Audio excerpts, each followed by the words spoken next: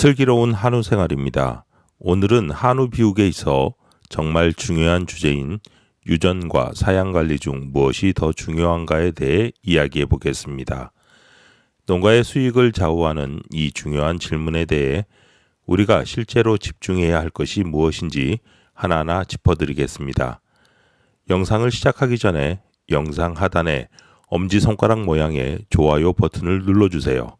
여러분이 눌러주시는 좋아요를 통해서 더 많은 분들이 이 영상을 보실 수가 있습니다. 한우 비육에서는 유전과 사양관리 이 두 가지 모두 중요합니다. 이를 설명하기에 가장 적절한 비유는 바로 풍선 모델입니다. 길쭉한 풍선과 둥근 풍선이 있다고 가정해 봅시다. 이처럼 처음부터 다른 모양으로 만들어진 풍선은 유전적인 차이를 상징합니다. 예를 들어 길쭉한 풍선은 근내 지방도나 등심 단면적이 낮은 유전력을 가진 소들을, 둥근 풍선은 이와 반대로 높은 유전력을 가진 소를 나타냅니다. 그리고 이 풍선에 공기를 채워넣는 과정은 곧 사양관리를 의미합니다.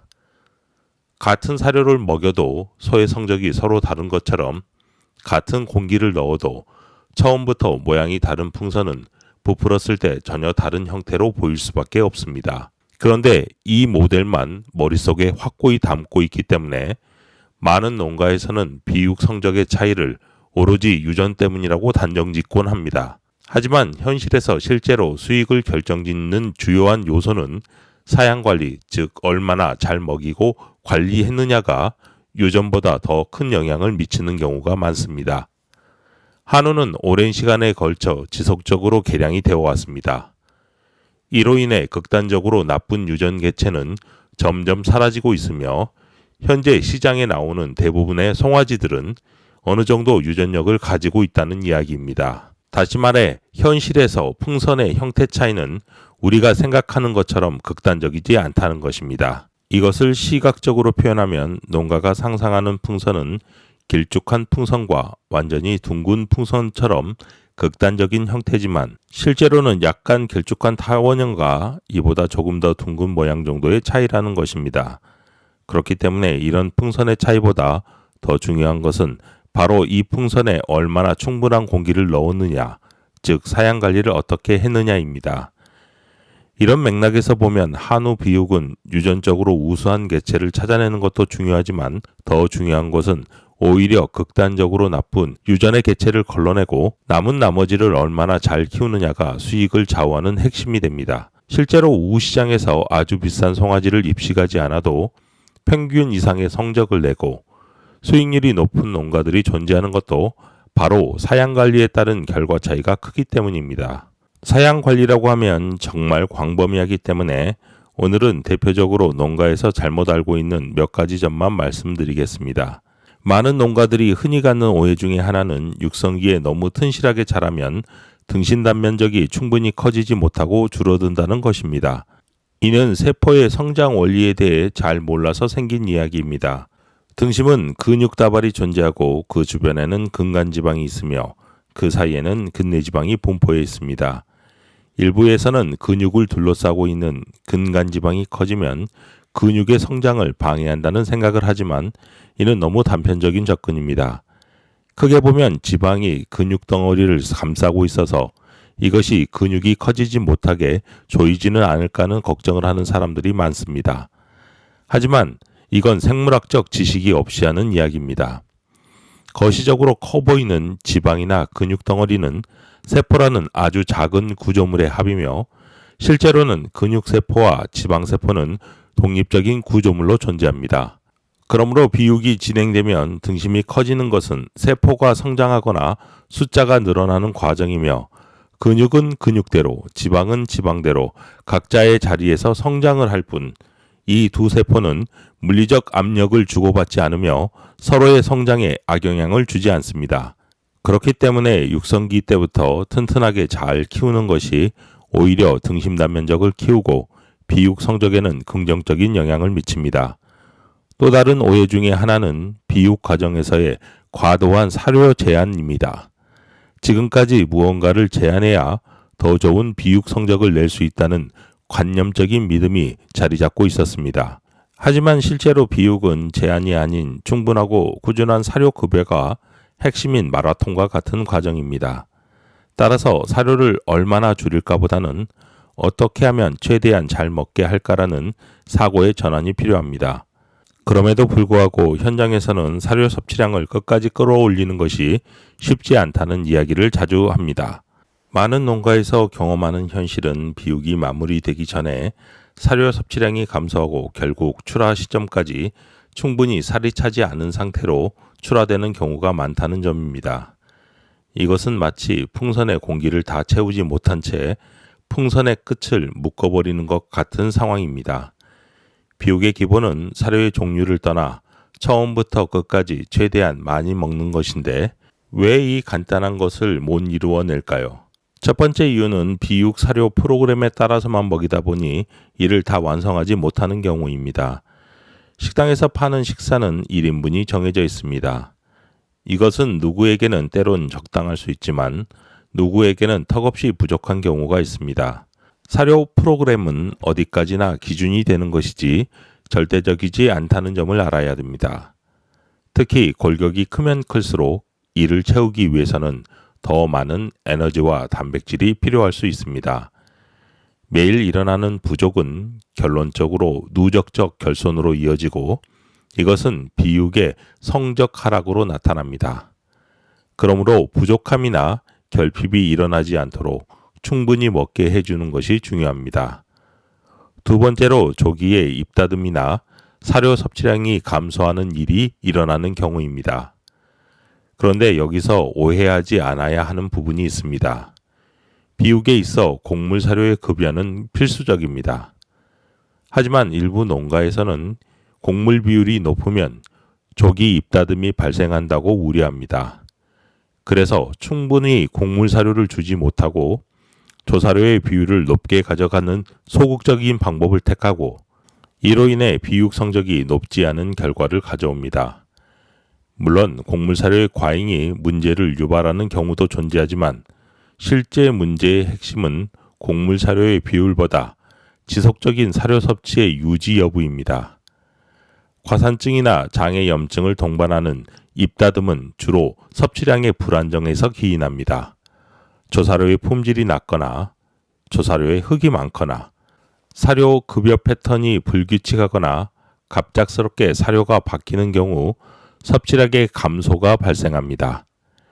이때 사료 섭취량이 줄면서 소화관의 면적이 점점 줄어들며 이는 반주의벽을 통해 휘발성 지방산이 흡수되면서 동시에 막 교환되는 중탄산의 비율이 줄어들어 결과적으로 과산증이 유발됩니다.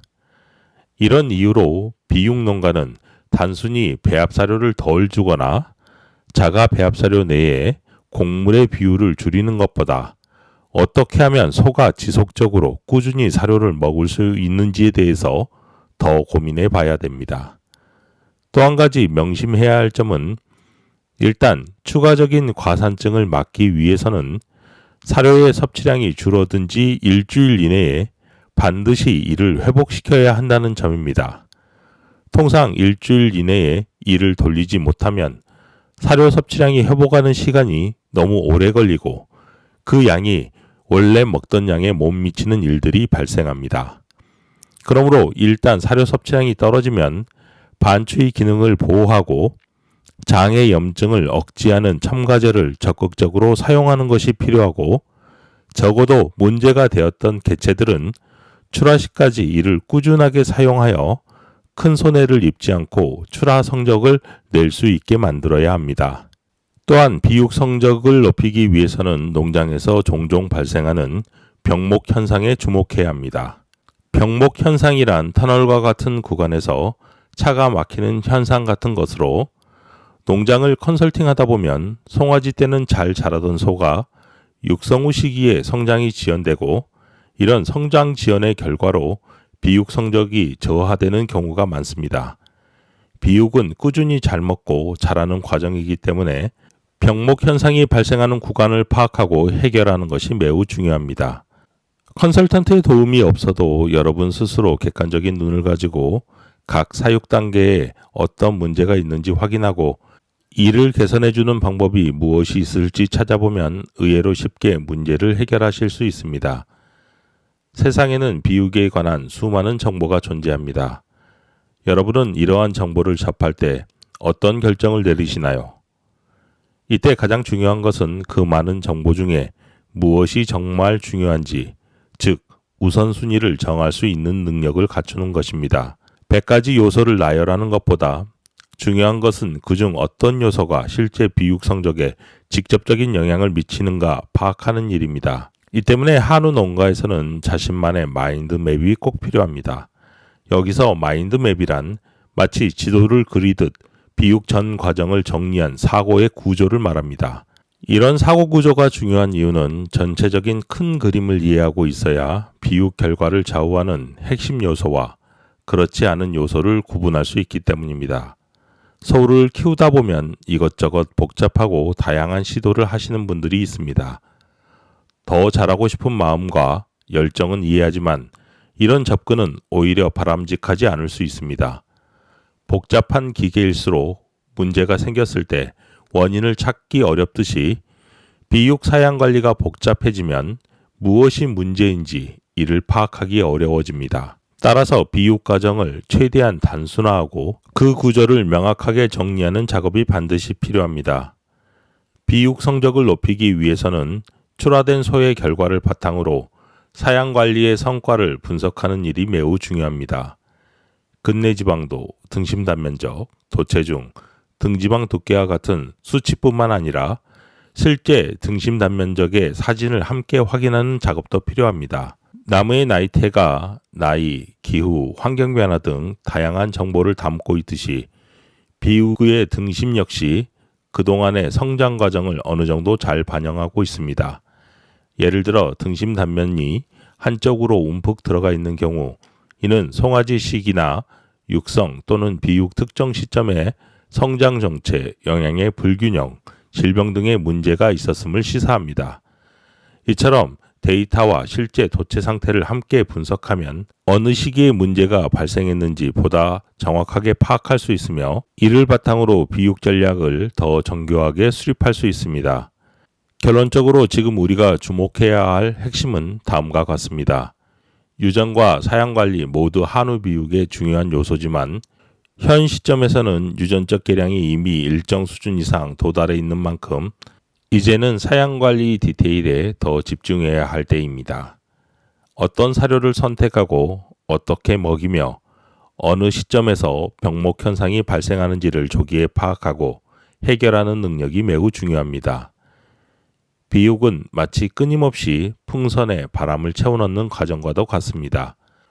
사료 섭취량을 꾸준히 유지하는 것이 기본이며 섭취량이 떨어질 경우에 반드시 일주일 이내에 이를 회복시켜야 합니다. 이를 위해서는 전략적인 사양 관리와 적절한 보조 첨가제의 활용이 필수적입니다. 이제는 단순히 유전만 바라보는 시대는 끝났습니다. 진정한 경쟁력은 어떻게 사양하느냐에 달려 있습니다. 여러분의 농장에 가장 적합한 사양 전략을 수립하여 더욱 건강하고 경제적인 한우 비육을 실현하기 바랍니다.